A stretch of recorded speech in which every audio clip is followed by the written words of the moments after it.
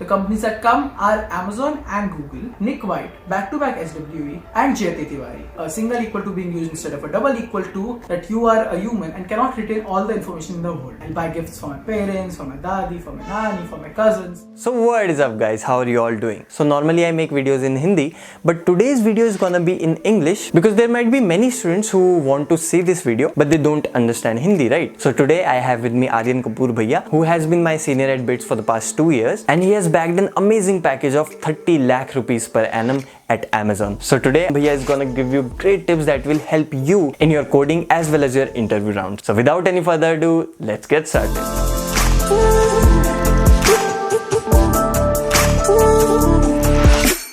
Hi Bhaiya. So first I would like you to introduce yourself to our audience. Hey Yatharth, this is Aryan Kapoor. I am a 5th year student at BITS Pilani campus. I am a MSc Mathematics plus BE Computer Science student, and I got placed at Amazon and have a CTC of 30 lakhs per annum. So Aryan Bhaiya, my first question for you is, what is the procedure of getting placed in such a company and what was the CGPA cutoff for Amazon? The process for Amazon was pretty straightforward. We had to first apply on the Superset platform that the placement unit provides us with. The company was open for CS and circuit branches and their enemy counterparts, and the CG cutoff was 6. So Bhaiya, my next question to you is that how many rounds are there in total? After applying, the first round was the coding round. It had 4 sections in it that lasted 2.5 hours. After that, a shortlist came out that had around 50 students in it. Those were called for the technical interviews. There were 4 technical rounds that were conducted, and each round lasted between 45 minutes and 75 minutes. It was conducted on the platform Amazon Child. So what kind of questions did they ask in the different rounds? The coding round at Amazon is pretty unique.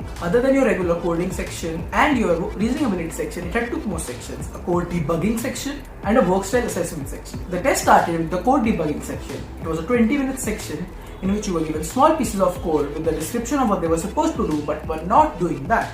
There were small bugs in the code, like a greater than symbol being used instead of a lesser than symbol, a single equal to being used instead of a double equal to. You were supposed to find those errors. After the code debugging section, there was a 70-minute coding test. The test had questions ranging from hash map, strings, trees, PFS, to name a few. Actually, they have a database of questions from which each candidate gets a unique set of questions. After this, there's a work styles assessment round for 20 minutes. In this, they ask you questions to judge how well you work in group environments, how well do you work under pressure, how do you take deadlines, to name a few things. Finally, there was your regular reasoning ability section for 35 minutes. The pattern for all 4 rounds were almost similar. Each had one major DSA questions. The topics could range from trees, binary or n-ary, linked lists, hash maps, graphs. Other than these, there were smaller questions from OOP, OS. A lot of discussion took place on the internship projects that I had. So Bhaiya, this is a question that many students might be interested in knowing, that how did you prepare for your coding and your interview rounds? During the internship season, I had done a lot of problems on the interview bit. So this time, I decided to move to Lead Code as it has a much bigger range of problems. Other than that, I found that YouTube was very helpful in the journey, and I would like to name a few channels that were crucial to that. There was a channel called Abdul Bari that helped a lot with the DSA theory. Other than that, I referred few channels that discussed interview problems. Some of them are Nick White, back-to-back SWE, and Yatharth. Other than this, I referred to the course slides that are provided in BITS for OOP, OS, and DSA. And finally, I used Geeks for a lot of resources that they provide. So Bhaiya, many students have this doubt that which is more important, competitive programming or projects? The combination of both actually. The first round for almost all the companies will be a coding round, and to get a better grip of it, you need to have some experience with the competitive coding. Even during interview, if you are asked some question that you have never encountered before, it will be much easier to do if you have experience with competitive, as it will help you think faster and it will help you to reach a more efficient solution than you could think of by a brute force method.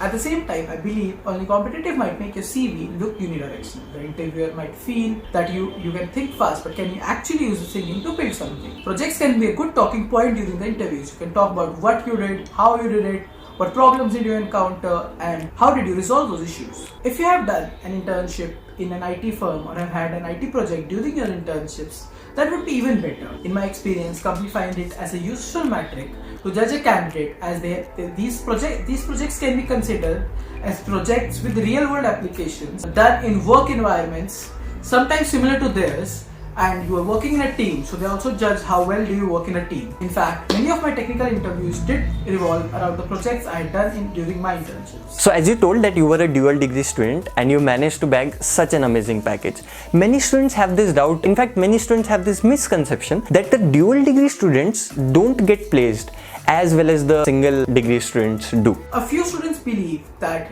dual degree students are at a disadvantage compared to the single degree students, but I have not really observed any such thing during the placement process. Although rare, there have been some cases that a person would not have been able to sit for placements in a particular company due to their BE but get selected because of their MSc branch.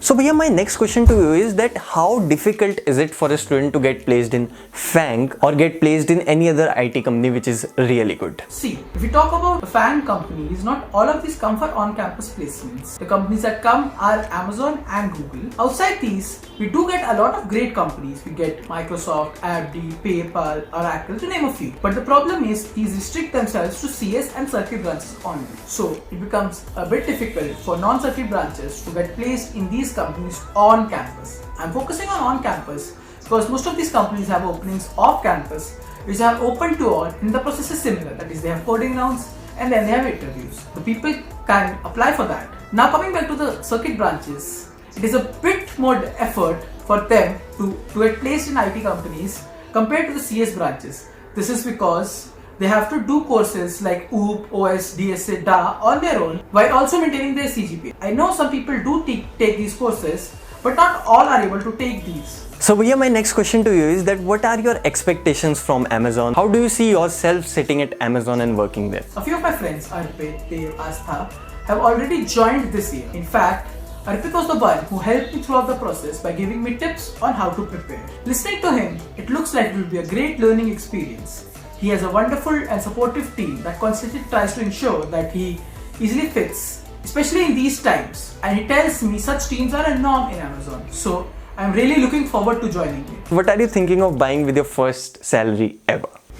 I haven't finalized what I'll buy yet, but the salary would go into buying a lot of gifts. I'll buy gifts for my parents, for my dadi, for my nani, for my cousins. Other than that, I am planning to donate some of it to some causes that are close to my heart. Oh, that's great. So any suggestions you would like to give to your juniors or for anyone who wants to sit for placements and who wants to bag a really good package just like you?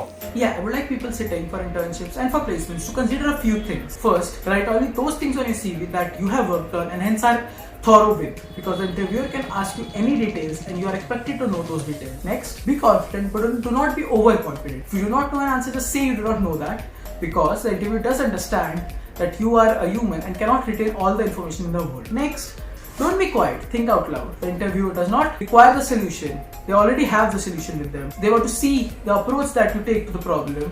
What's the thinking process that you have? Finally, the most important thing there is practice, practice and practice. So really thank you Aryan Bhaiya for your time and support. We got really helpful tips from you and we enjoyed interacting with you. Thank you Bhaiya. Thank you Yatharth for having me, and best of luck to all the people sitting for internships and for placements. So yeah, that's it for this video guys. I hope you enjoyed the video. I hope that you got valuable tips from this video. See you guys in the next one. Until then, give your 100% in whatever you do.